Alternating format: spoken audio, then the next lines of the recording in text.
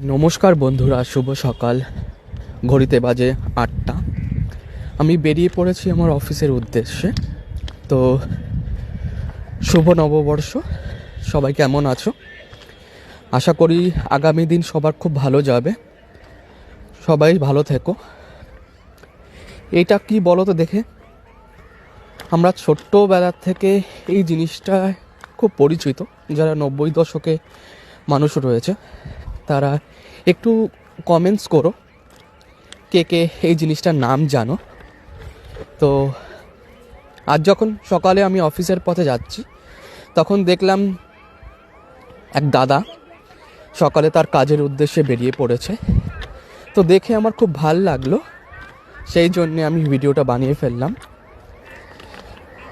আগামী দিন পরিবারের সাথে সবাই ভালো থাকবে, সবাই একসাথে থাকবে। হিংসা বিদ্বেষ সমস্ত কিছুকে বর্জন করে আগামী 2026-এ সবাই যেন সুখে শান্তিতে থাকে। নমস্কার।